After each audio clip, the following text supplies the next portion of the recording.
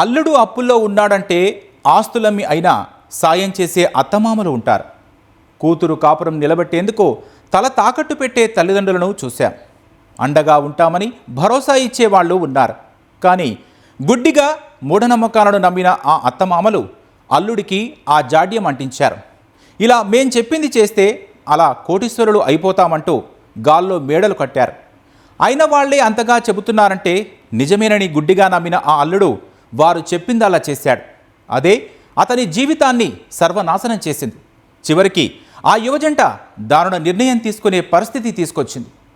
తొలిసారి అత్తగారింటికి వచ్చిన అల్లుడికి తులమో ఫలమో ఇవ్వడం ఆనవాయితీ. ఆర్థికంగా అంత స్తోమత లేకపోయినా కొత్త అల్లుడికి చేయాల్సిన మర్యాదల్లో ఎలాంటి లోటు రాకుండా చూసుకుంటారు. తిరిగి కాపురానికి వెళ్లే సమయంలో అమ్మాయికి కావలసినవన్నీ కొనిచ్చి ఘనంగా సాగనంపుతారు. కాని ప్రేమించి పెళ్లి చేసుకున్న ఓ జంట తొలిసారి అయిన వాళ్ల దగ్గరకు వచ్చింది. మరి వాళ్ళేం చేశారు? కొత్తల్లుడికి ఎలాంటి కానుకలిచ్చి పంపించారు? అత్తగారి ఇంటికి వచ్చిన అల్లుడు కోరి ఎలాంటి కష్టాలు తెచ్చుకున్నాడు?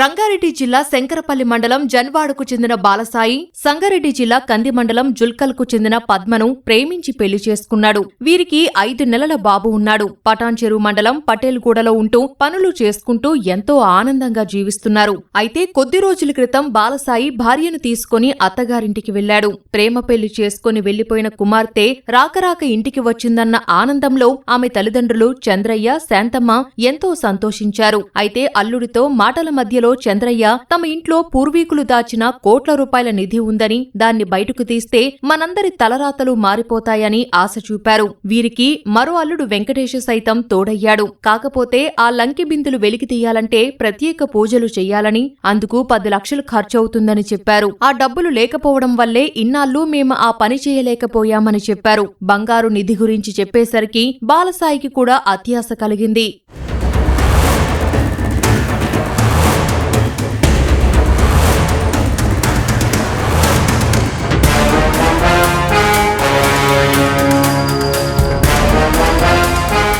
సొంత అత్తామామలు, తోడల్లుడు చెప్పేసరికి బాలసాయి వారి మాటలు గుడ్డిగా నమ్మేశాడు. కళ్ల ముందు కనిపిస్తున్న బంగారు భవిష్యత్తును కాదనుకొని ఉందో లేదో కూడా తెలియని నిధి కోసం కలలు కనడం ప్రారంభించాడు. తెలిసిన వాళ్ళందరి దగ్గర విడతలవారీగా 10 లక్షలు అప్పు చేసి మామ చేతిలో పెట్టేశాడు. ఆ డబ్బుతో ఓ సాధువును తీసుకొచ్చి ఎవరికీ తెలియకుండా రహస్యంగా పూజలు చేసి ఇంట్లో చంద్రయ్య తవ్వకాలు చేపట్టాడు. 10 అడుగుల గుంత తవ్వినా అక్కడ నిధి లేదు కదా, కనీసం మట్టికుండ కూడా బయటపడలేదు.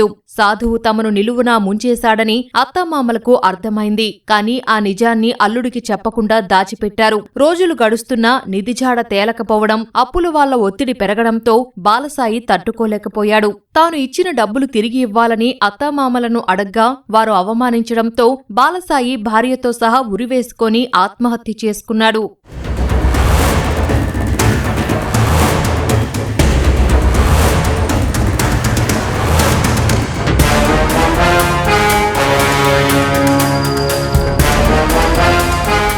పోలీసులు ఇల్లంతా సోదాలు చేయగా బాలసాయి మొబైల్లో ఉన్న మెసేజ్ ద్వారా అసలు నిజం బయటపడింది. మా అత్తమామలను నమ్మి దారుణంగా మోసపోయాం, మమ్మల్ని క్షమించండి అంటూ పెట్టిన వాట్సాప్ మెసేజ్ ద్వారా పోలీసులు నిందితులను పట్టుకున్నారు.